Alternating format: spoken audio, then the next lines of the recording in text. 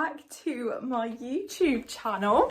I cannot believe it. I went on my YouTube channel before I started filming this video today, and it turns out I haven't posted for 2 months.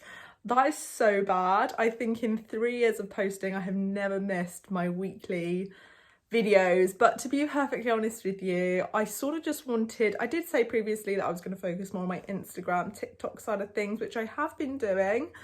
But I've missed YouTube, I've missed you guys, and my eyes are a lot to catch up on. But before this video starts, I just want to say it's kindly sponsored by Clyde's Leather Company. So before we get into the action of what's been going on over the last 2 months and what's going to be going on in this video, I'm going to show you and tell you a little bit more about Clyde's Leather Company. So first of all, let's open up the box and I'll show you what we've got inside, and then we can head to the stables and do some before and after restoring some leather. So we have, I've already opened them, but we have 2 little packages here with all my bits and bobs from Clyde's here. So I did specify to Clyde's that my leather mainly consists of brown and black. I don't really have any other sort of like jazzy colours. You know, you can, as I included before, you can buy different shades of green, different shades of red, different shades of beige. I've literally opted for the dark brown and the black leather balms. So here is one of the leather balms here. They are 50ml. So I'm not sure what colour that is actually. I think it's, oh, it's dark brown. It says on the bottom here. So let's open that up. Comes with a seal. Oh my goodness. Wow. Just have a look at that. Okay, so consistency wise, it's a really nice, thick, creamy consistency actually. Really nice. Like, I can turn the tub upside down and it's not going to fall out, which is really nice. Oh, it looks lovely. I'm super excited to use it. So that's the dark brown we've got.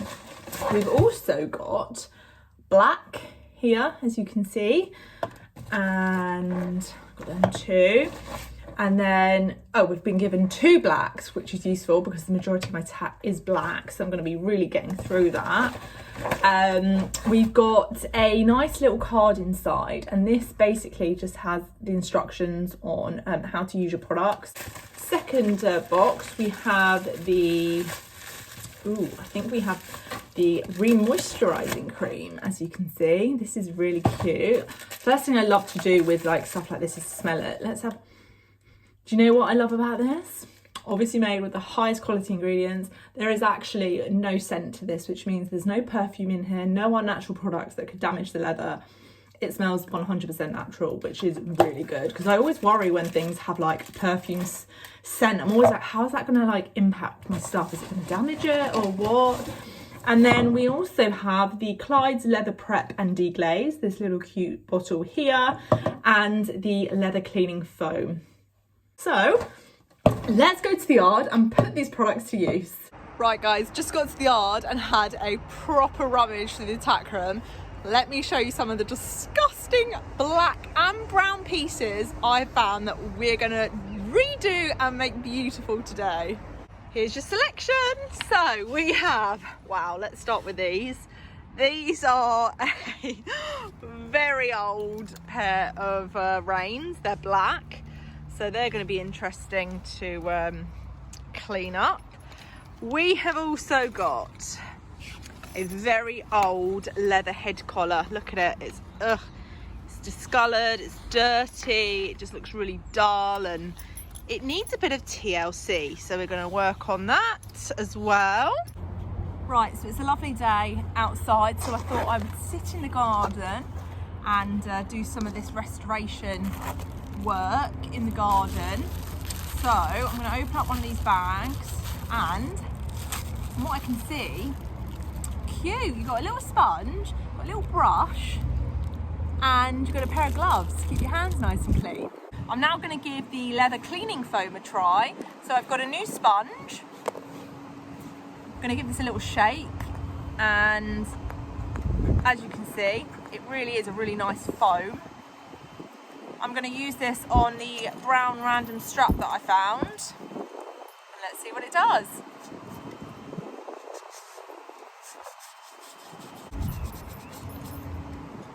You can tell it's cleaning it, that's for sure. Using the leather prep and deglaze pot here. Little look.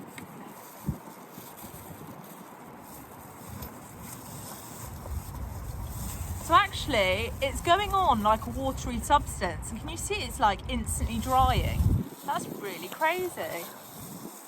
Just going over all of it, giving it all a really good clean. So actually what I'm going to do is I'm just going to use the inside seal because there's quite a bit on the seal already. So I'm going to get the sponge,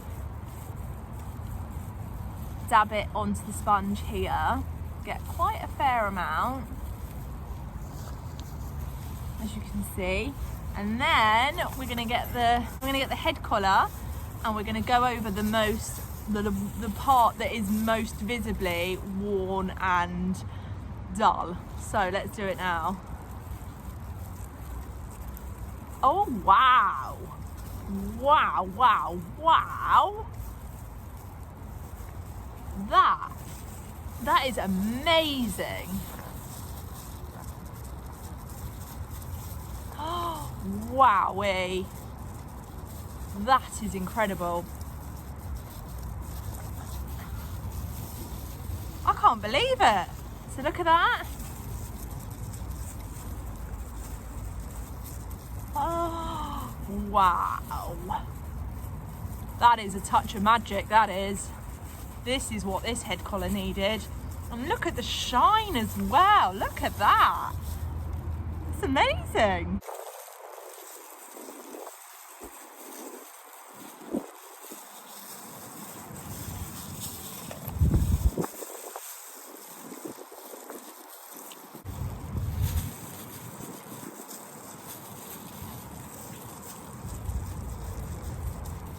So I've just been finishing off the brown head collar. Oh my goodness. First impressions, wow. The product not only re-dyes the leather, it dries so quickly, and it also leaves a really, really nice shine to it. So it literally makes the stuff look completely new. I'm now, while I'm here, just grabbed a new sponge because I'm gonna now tackle these really moldy, very gross black braids. I'm gonna do some black leather work now. So now I've got the black balm, new sponge. I'm gonna give that a really good, generous dab. Here we go. Wow, just look at that. Honestly, it's absolutely incredible stuff. Okay guys, it is officially 24 hours after I have recoloured and cleaned this awful looking head collar, which now looks really shiny, and I'm absolutely over the moon with the final result. I just need to clean off some of the stain that's gone onto the buckles there. But honestly, you would not believe this was about a 30-year-old head collar. So we have done the leather cleaning foam process, which was stage 1. Stage 2 was the leather prep and deglaze, which we've done. Yesterday we did the stage 3, which is the recolouring balm. Stage 4 is now using the beautiful remoisturising cream. As you can see, it says it restores, waterproofs and protects. So we're going to use that now. The colour balm is completely dry, and then we're going to add this beautiful balm, which is just going to nourish the leather, give it that extra shine and get it looking absolutely 100% beautiful.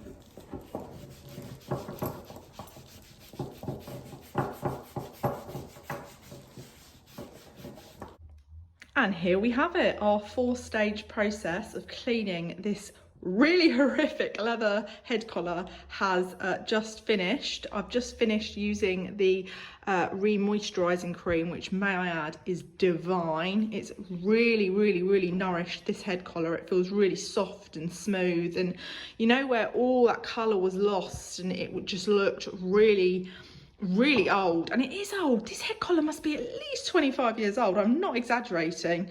And it's just been brought back to life. I'm absolutely thrilled with the outcome. So 10 out of 10 from me. Well, there you have it, guys. Honestly, my first impressions using the products, really easy to use. You get everything you need in your set. A really thoughtful little set there with a pair of gloves so you don't stain your hands. And all in all, I just couldn't believe how easy it was to apply and how good the pieces of leather that I restored looked afterwards.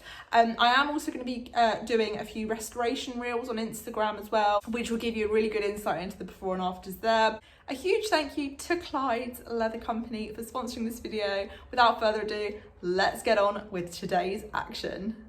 Right, it is the morning after the filming of the Clyde's leather work.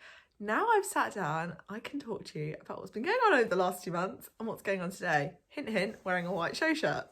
So, for the last couple of months, I have been a little bit MIA on YouTube, partially because, as I said, I was going to be focusing on Instagram and TikTok, but also because I have a new show jumping trainer where we have literally been, well, I want to say working my socks off, but I feel like it's only been a couple of months, so I can't really say working my socks off. But we have been working on making myself and Vossi a better partnership for sure.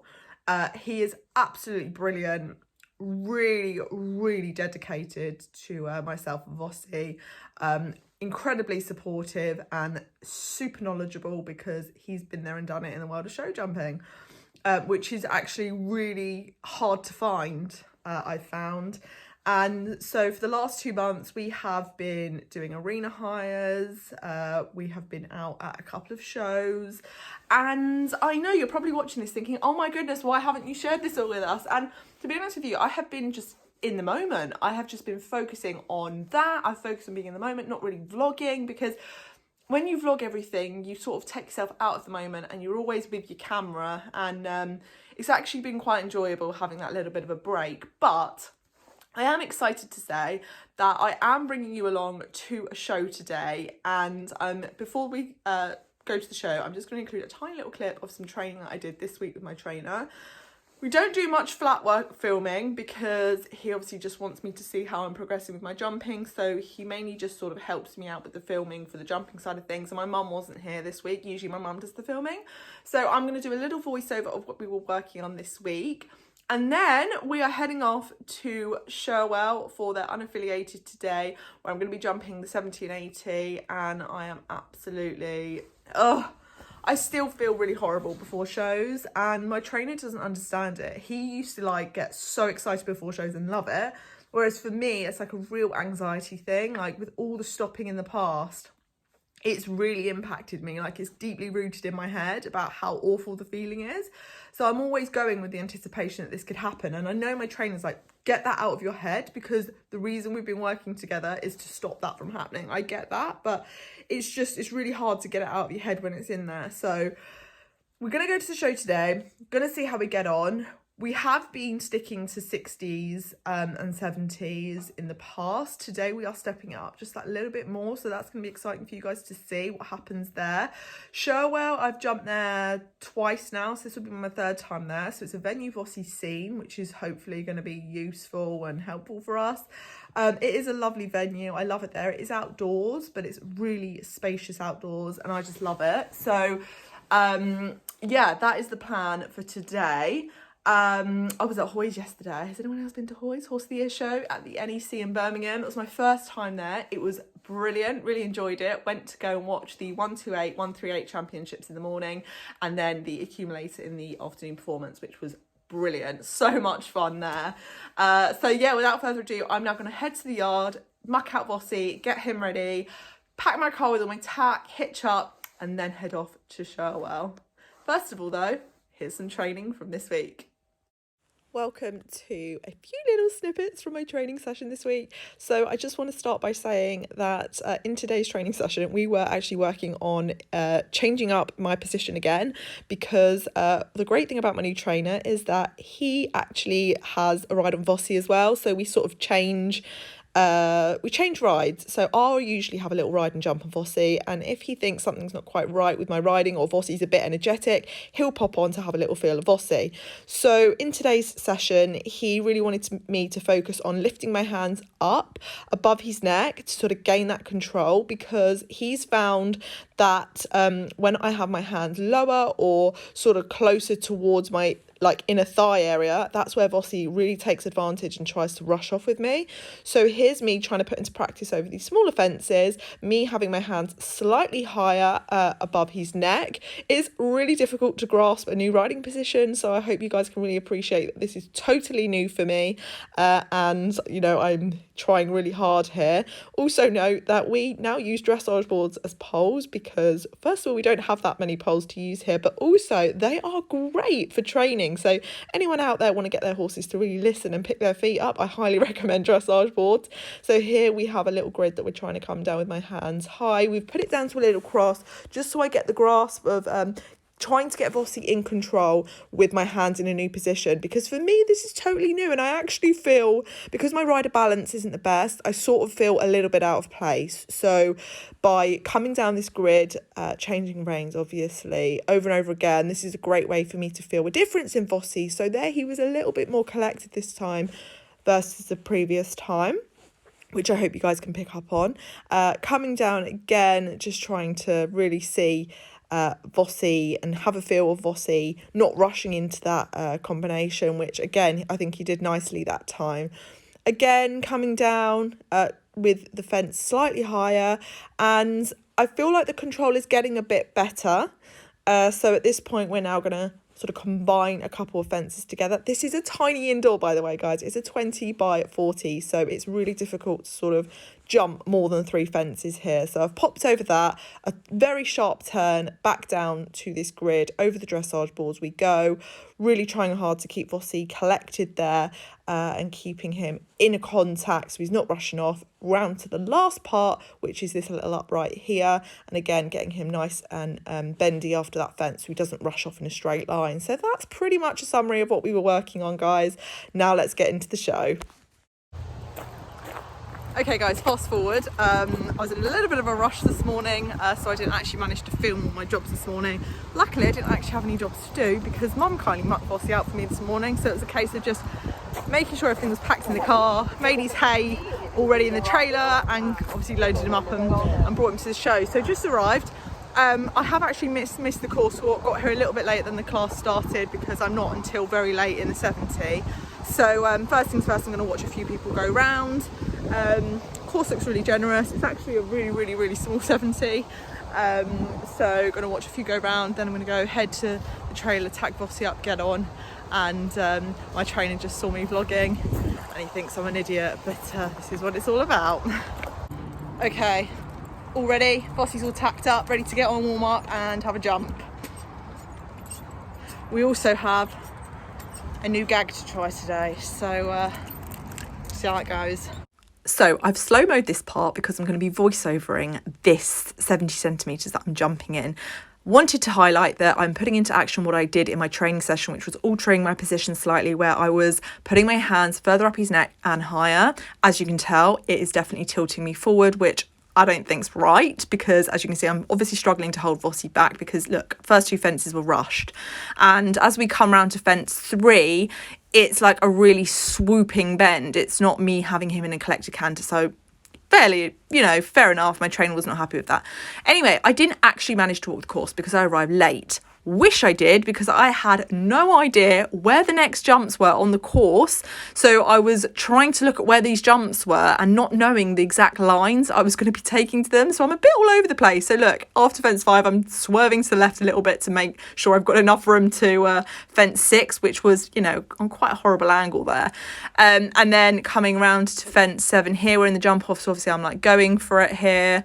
and just letting him go a bit. And, you know, I went wider because I actually thought fence 8 was the green fence in the far right-hand corner. As I said, didn't walk the course, so I was a little bit lost where the fences were on the course here. So as you can see, Vossi is like, you know, I'm letting him go here. Definitely don't have him collected. I'm trying to collect him a little bit there, but also we are in the jump off, so I'm like, go on Voss, let's go kind of thing. Got him inside there, and round to fence 12 to finish. A nice double clear. Look, I know we did not ride it perfectly and there are so many things we could improve on, but we got round double clear, and there is so much now that I can debrief with my trainer about for the next class, which is what it's all about. Okay guys, critics, bite your tongues. I felt amazing that I actually got around the course. I was very anxious today, very nervous. I haven't jumped Voss around a course for a month since the last time I came to the last unaffiliated, because the arena hire that I usually go to in the outdoors where I can jump a course are having refurbs done, so I haven't been able to hire their arena to practice. So I've been going to this indoor arena, which is 20 by 40, which only has 3 fences. And I know I'm making excuses here, but one, I didn't walk the course, so I actually didn't know where the lines were to the fences. So as I was cantering around, I was like, where is the next jump? And I was swerving all over the place. But the main thing I noticed from looking back at that video is that I was not sitting up enough, and I was not killing that canter enough, as my trainer says. I was sort of going with the flow, having a little bit of a battle. And if I'm really honest with you, looking back at that round, yes, I'm glad I got round and got double clear.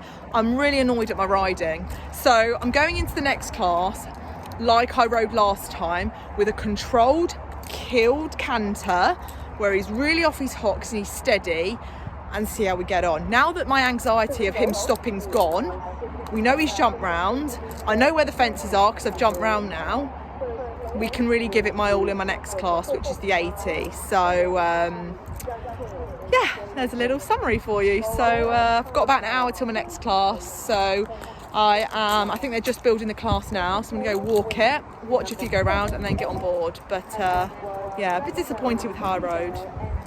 Well, as I was walking off and finished the video, the results were announced at 70. I came third.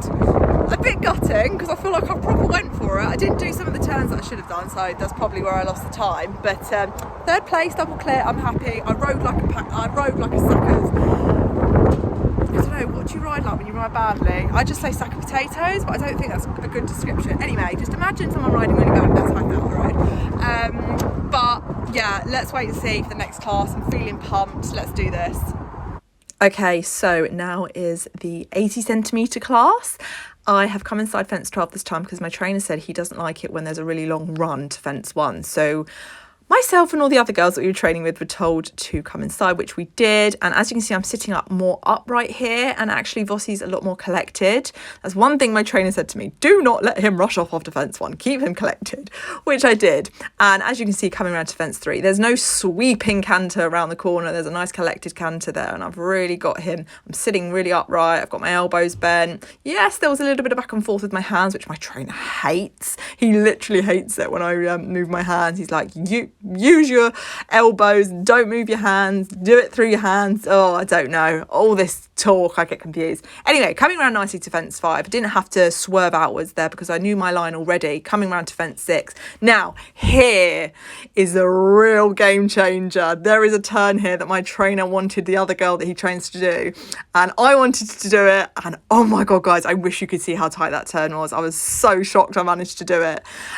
Voss got a bit confused and was heading towards fence 3. I should have ridden him a bit more accurately so he knew exactly where he was going, but yeah, we had that fence down 9. Unfortunately, I turned him mid-air and he just knocked it with his front legs. My fault, but we did get also a nice turn here from fence 11 to 12, which was great.